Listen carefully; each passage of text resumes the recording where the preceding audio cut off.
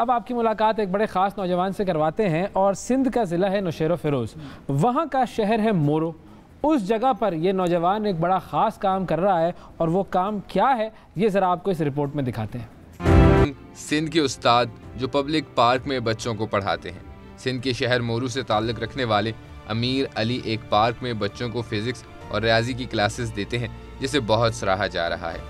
25 साला अमीर अली पिछले 3 साल से दर्स व तदरीस के अमल से वाबस्ता हैं। उन्होंने जामिया सिंध से रियाजी में BS की डिग्री हासिल कर रखी है और एक निजी स्कूल में रियाजी और फिज़िक्स के मज़ामीन पढ़ाते रहे हैं। अमीर कुछ अरसे से मोरू की चिल्ड्रन पब्लिक पार्क में तलबा को फिज़िक्स और रियाजी की तालीम दे रहे हैं। पार्क में बाकायदगी से क्लासेस देने का ये अमल जहाँ लोगों के लिए गैर मामूली है, वहीं लोग उनके इस कदम से खुश भी हैं। अपनी गुफ्तगू में अमीर अली शाह ने बताया, मैंने पार्क में कोचिंग लेने का इंतखाब इसलिए किया क्योंकि जगह का किराया नहीं देना पड़ता और मेरे पास पढ़ने वाले तलबा माशरे के इस तबके से ताल्लुक़ रखते हैं जिनके वालिदैन अपने बच्चों को प्राइवेट ट्यूशन दिलवाने की इस्तिताअत नहीं रखते। उन्होंने बताया, मैं यहाँ शागिर्दों से उनकी हैसियत के मुताबिक फ़ीस लेता हूँ और अगर कोई मेरे पास पढ़ना चाहता है और उसके पास मुझे देने के लिए पैसे नहीं, तब भी कोई बड़ी बात नहीं, मैं उनको बगैर किसी फ़ीस के पढ़ाना पसंद करूँगा।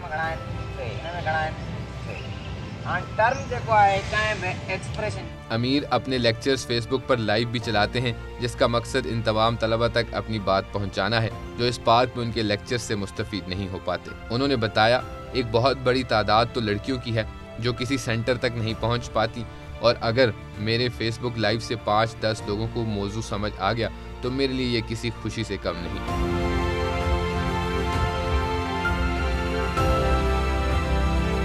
दौरे हाजिर का सबसे बड़ा कम्युनिकेशन टूल सोशल मीडिया है, यानी यूट्यूब, फेसबुक और ऐसी तमाम एप्लीकेशंस जिससे आप अपने काम को ज़्यादा लोगों तक बआसानी पहुंचा सकते हैं। इस दौर में इन तमाम बरकी आलात के इस्तेमाल की सबको समझ होनी चाहिए। पाकिस्तान के 90% से ज़्यादा तलबा रियाजी और साइंस में कमज़ोर हैं। अमीर समझते हैं कि तालीम को कमर्शलिज्म जैसी लालच से पाक होना चाहिए, जबकि दर हकीकत हमारे यहाँ बड़े बड़े कोचिंग सेंटर्स में भारी मुआवज़ों पर पढ़ाने वाले उस्तादों के लिए तमाम तालिब इल्म एक सारिफ की हैसियत रखते हैं जिन्हें तालीम देने की बजाय फ़रोख्त की जाती है। वो रियाजी सिखाने वालों पर भी तनकीद करते हैं। उनके बकौल बच्चों को जब रियाजी सिखाई जाती है तो उस्तादों को लगता है कि क्लास में बैठे तमाम बच्चे सीखने की एक जैसी ही सलाहियत रखते हैं, जबकि हकीकत उसके बिल्कुल बरक्स है।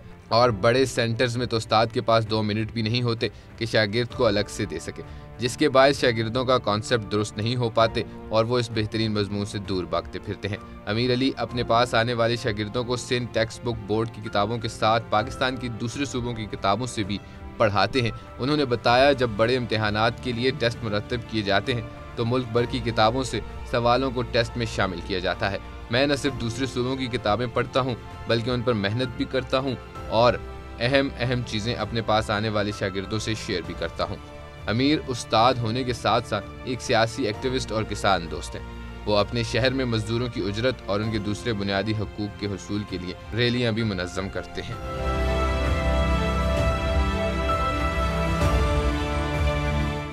जी, ये आपने देखा जी कि किस तरीके से अमीर अली जो है वो एक पार्क में बच्चों को तालीम दे रहे हैं और ये जज्बा, ये किस तरीके से वो फिज़िक्स पढ़ा रहे हैं बच्चों को, रियाजी की क्लासेस दे रहे हैं और एक पार्क की स्पेस को उन्होंने तालीम फैलाने के लिए इस्तेमाल किया। बड़ा ज़बरदस्त उनका जज्बा है। हमारे साथ अमीर अली मौजूद हैं। अस्सलाम वालेकुम अमीर, बहुत शुक्रिया आपने प्रोग्राम के लिए वक्त निकाला। अच्छा, अगर हम आपसे आगाज़ में ये थोड़ा सा आपका तालीमी बैकग्राउंड जानने की कोशिश करें, आपने कहाँ तालीम हासिल की और फिर ये जो बच्चों को आपने पढ़ाना शुरू किया तो ये आप बिल्कुल मुफ्त इनको जो तालीम दे रहे हैं, इस हवाले से भी बताइएगा। हम अमीर अली है और मैं आपको ये बता दूं कि मैंने 4 साल की डिग्री की है यूनिवर्सिटी ऑफ सिंध से।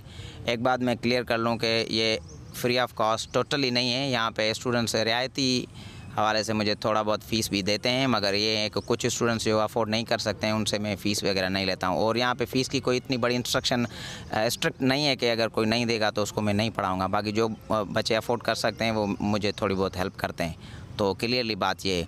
बाकी जिस चीज़ को मैं यहाँ पे प्रमोट कर रहा हूँ वो सिलेबस जो हैं वो मुख्तलिफ जो हैं उनको मिक्स करके कैसे पढ़ाना है और किस तरह से बच्चों की जो एबिलिटी इंक्रीज़ करनी है, मैं इस नई चीज़ पे काम कर रहा हूँ। क्योंकि यहाँ पे जो मुख्तलिफ सेंटर्स हैं वो फ़िक्स एक ही सिलेबस पढ़ाते हैं और उसमें वो किसी चीज़ को इतना डिटेल बयान भी नहीं करते हैं, उसको इतना टाइम भी नहीं देते हैं सब्जेक्ट। अच्छा। तो मैं एक क्लास यहाँ पे जो है कम से कम 1 घंटे की लेता हूँ। मैं बुनियादी तौर पे 2 सब्जेक्ट्स का उस्ताद हूँ। मैथमेटिक्स मेरा स्पेशलाइजेशन है और फिज़िक्स उसके साथ साथ मैं 9th मैट्रिक की जो है वो पढ़ाता हूँ। बाकी मैथमेटिक्स में जो है वो किसी भी क्लास की यहाँ पे पढ़ा रहा हूँ। और यहाँ पे पढ़ाने का सबसे बड़ा जो वो मज़ेदार बात ये है कि एक खुला माहौल है और मैं खुद जो है ज़ाती तौर पे अपनी कैफियत में बड़ा तंग हूँ इन सेंटर्स के माहौल से।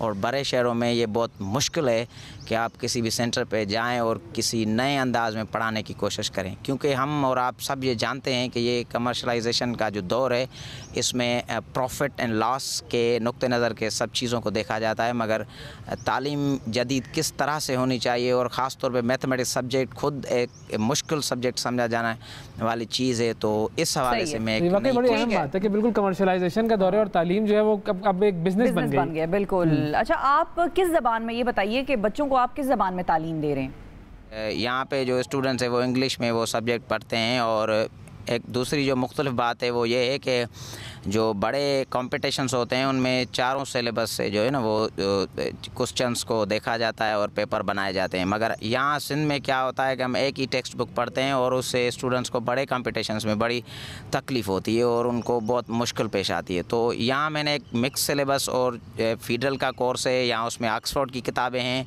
यहाँ सिंध टेक्स्ट बुक बोर्ड उन्होंने भी नई सिलेबस बनाई हैं। तो उस हवाले से जो है वो इसको इस टेक्निक से मैं यहाँ पे अप्लाई करने की कोशिश कर रहा हूँ। बाकी गवर्नमेंट के हवाले से मैं नहीं मानता हूँ कि वो इतना तालीम को जो है वो सपोर्ट कर रही है, क्योंकि अगर ऐसा होता तो यहाँ पे मैं ख़ुद भी मोरों में पढ़ा हूँ और यहाँ पे बड़े बड़े कॉलेजेस हैं, मगर उसके अलावा बड़े बड़े सेंटर्स हैं और स्टूडेंट्स कॉलेज जाना पसंद नहीं करते हैं, सेंटर्स पे जाना पसंद करते हैं। और वही उस्ताद जो हैं वो स्कूल गवर्नमेंट कॉलेजेस में भी पढ़ाते हैं और सेंटर्स पे भी पढ़ाते हैं। अब मेरा ये किसी पे ब्लेम नहीं है कि वो ईमानदारी से कॉलेज में पढ़ाते हैं या नहीं पढ़ाते हैं, ये किसी उस्ताद की बात नहीं है, पूरी एजुकेशनल सिस्टम की बात है कि वो उनको ये स्पेस फराहम करता है कि वो बड़े प्राइवेट सेंटर्स बनाएं और उनमें ये सारा जो है वो लॉस प्रॉफिट की जो गेम। अमीर, ये बताइए आपके पास कितने स्टूडेंट्स हैं और ये जो पब्लिक पार्क है ये आपने क्यों और कैसे सिलेक्ट किया?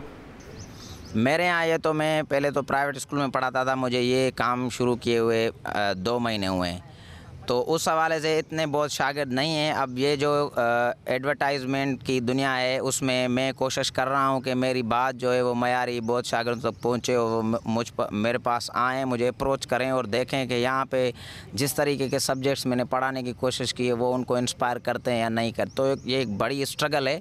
बाकी आपने जो मोरों के हवाले से ये बात की है तो ये एक डॉक्यूमेंटेशन में चीज़ें होती हैं। यहाँ पे कोई भी लाइब्रेरी नहीं है, कोई ऐसी चीज़ नहीं है, ये पब्लिक पार्क है, इनकी बड़ी मेहरबानी है जो ये एक ही अच्छी चीज़ है जिसको थोड़ा बहुत देख रहे हैं और इसको बैठने के लायक बनाया है उसने।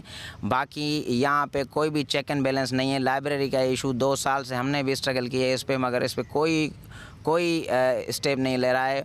हम ये स्ट्रगल पैदा करने की कोशिश कर रहे हैं कि हमें पब्लिक लाइब्रेरी दी जाए, मगर जिस हवाले से उनको देनी चाहिए। मोरो इतना बड़ा शहर है, इसके बारे में ये कहा जाता है कि ये पॉलिटिकली पाकिस्तान की हिस्ट्री में बहुत बड़ा एक्टिव रहा है और यहाँ पे सबसे बड़े सिंध के जो भी छोटे शहर हैं उसमें मोरो ये वो शहर है जिसमें सबसे बड़े शायर रहते हैं, सबसे बड़े फ़नकार रहते हैं, सबसे बड़े अदाकार रहते हैं। मगर बड़ी बदनसीबी है कि यहाँ पे कोई पब्लिक लाइब्रेरी नहीं है, यहाँ पे एक कम्युनिटी हॉल नहीं है जहाँ पे हम पब्लिकली कोई प्रोग्राम कर सकें।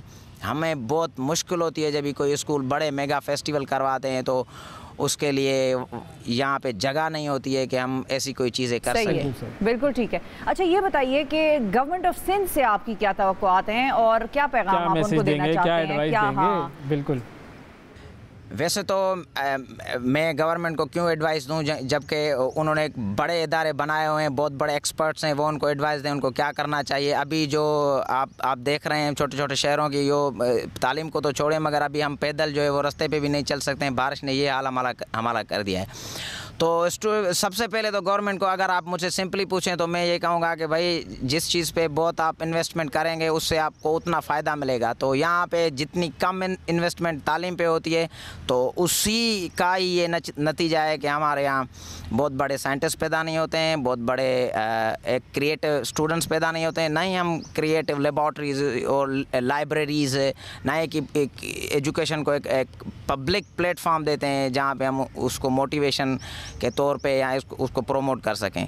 तो अगर बजट का कुछ हिस्सा जो मयारी तालीम पे खर्च किया जाएगा तो ही कुछ इसका बन सकता है। बाकी बड़ी अहम बात की, वाकई बड़ी अहम बात की आपने कि भाई जितना गुड़ डालोगे उतना मीठा होगा।